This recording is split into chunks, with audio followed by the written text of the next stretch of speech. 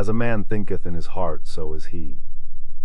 If he believes that these things have power over him, they certainly will have power until he suffers enough from the experience to wash his hands of it all and turn to the glorious fact that he is not separate for one instant from God, who is the only power. This is worthy of a quiet half-hour's meditation. This fact that God and man are one. It may seem big on the surface, but when you pause for a moment and think, I am one with God, then think what God is, and feel the sweet assurance of your unity with God. A great cloud of worry and anxiety will be lifted from your shoulders, and you will be freed from the belief of signs and omens, or even the blind belief in looking for a sign in the sacred scrolls. Abdallah, said Sarik, I have often been guilty of this. I have often prayed in silence and then placed my hands on a part of the scrolls, and read the verse endeavoring to get a direct answer to my prayers. But had I stopped to consider it, I would have known that it is just as material as it is to place your hand on this Greek cross and expect something good to happen. Truth is founded on a principle, and though you hold your hand on the principle all day, it will not work out a single problem. What is required is the application. Of course, when we pray, the answer is given us, and also the way to put it into practice. And we need no further sign.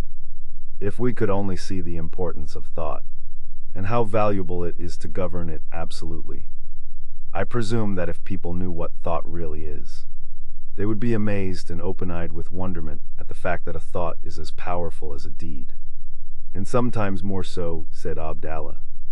It would revolutionize the world if everyone knew and followed this. There are many things now that you can think that you would not put into action for the world. Yet in some vague way, every thought comes to fruitage.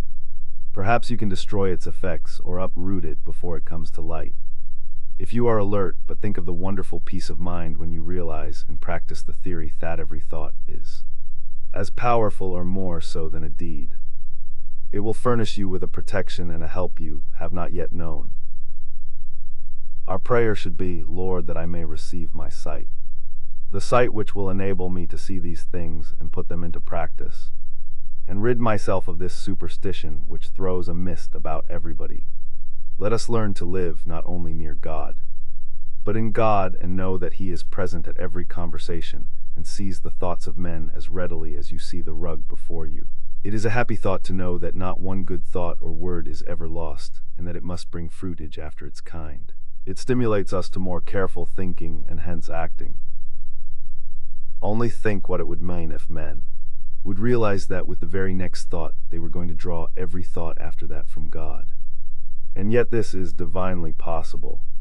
When we realize the glorious oneness of God and man, suddenly we would come into the knowledge that a changeless God could not be the father of changing man, that the superstitious belief of growing, maturing, decaying, and passing on is naught but a belief of life in matter instead of in God.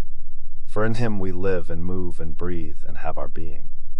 God is waiting to manifest Himself to you, and you can manifest just as much of Him as you desire, by clinging to the knowledge that you are one with Him and that He is changeless.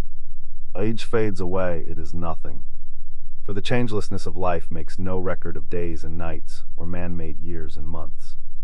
Ah, this is a glorious thought, and one well worth sitting in silence with. I and my Father are one, you have heard it for years. Yet when you ponder it anew with the thought that from the next thought I am going to think God's thoughts, it will reveal in you a newness of life and purpose you have never known before.